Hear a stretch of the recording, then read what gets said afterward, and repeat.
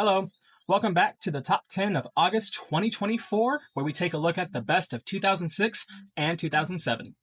Today we're taking a look at number 9, Good Girl Gone Bad by Rihanna, released in 2007.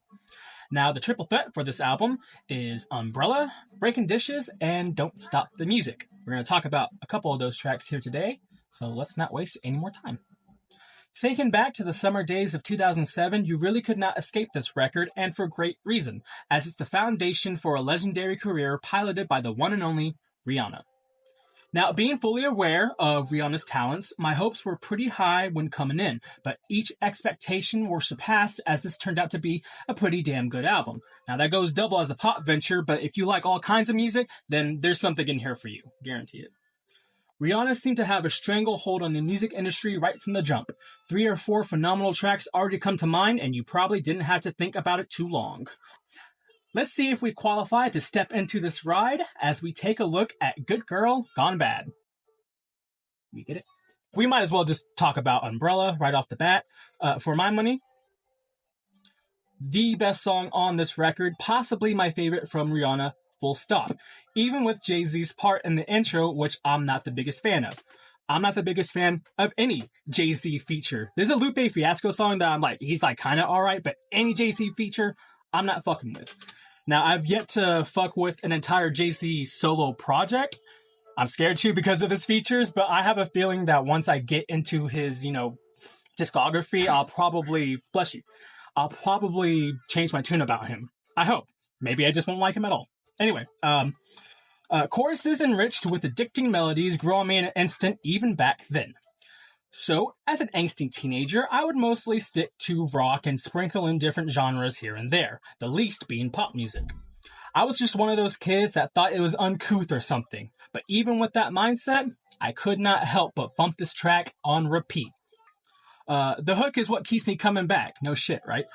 There's just layers to this. Like, the melody itself is just naturally beautiful. Then you got Rhea adding her personality to it all. Just everything lined up perfectly. If there was a Hall of Fame for singles, this track would be a first ballot for sure. Moving on to Breaking Dishes. Fucking Breaking Dishes, man. Okay, I was literally listening to the song as I was writing the review. That's how you know that I'm like really fucking with the track. I was floored when I found out this was not a single. Speaking of them, it's got what you would need in like a hit tune. The opening progression on the keys has a clash of attraction and intimidation, which mirrors the song's overall theme, which is, just speculation and thinking that somebody is cheating on you and breaking dishes in the process. Again, the hook is what sells me. Some people are great with bridges, like the Beaches, but Rihanna has these choruses locked down. Ironically, the only part of the song that I don't mess with is the bridge. Thankfully, it resolves itself nicely, but how we got there felt a little weird. Doesn't ruin anything, though. Would not be surprised to see this song on my Spotify Wrapped at the end of the year. I've had it on repeat ever since I heard it. Now, while I enjoy Umbrella more, this track holds its own against other big dogs like Shut Up and Drive and Don't Stop the Music, among others. This record is pretty loaded when you get down to it. Like I was mentioning earlier, just fucking phenomenal. Ooh, fun fact, on the Spotify version of the song, they censor the word ass. She's like, I think it's in the first verse or the second verse, she says, I'm kicking asses, I'm taking name. They censor asses. But like, even in 2007, a pop star couldn't say butt. Whatever. I'm rambling. Full honesty, I don't give a shit about love ballads. Anything of that nature, I'm really not fucking with.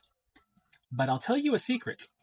When that one part comes on the song Hate That I Love You, featuring Nia, I stomp my foot on the ground, spread my arms open, look up heavenward, and hit that shit like Cisco, because that fucking harmony slaps. It's good. It's really good. Good grief. The rest of the song is alright to me. Not gonna lie. I just know some of y'all was getting over their middle school breakups to this song. You don't gotta lie to me. It's fine. I totally hear it. We get a chance to chill for a second with this song because the first 5 tracks are so incredibly upbeat, like I was mentioning earlier, and they're just fucking fire throughout. So it's cool that we have this track to kind of, just pipe the fuck down for a second. One of the greatest opening runs for an album I've ever seen or heard, so a break was much needed. It's tradition that every month I will find an album that will completely catch me off guard. And with this go around, Rihanna takes that claim.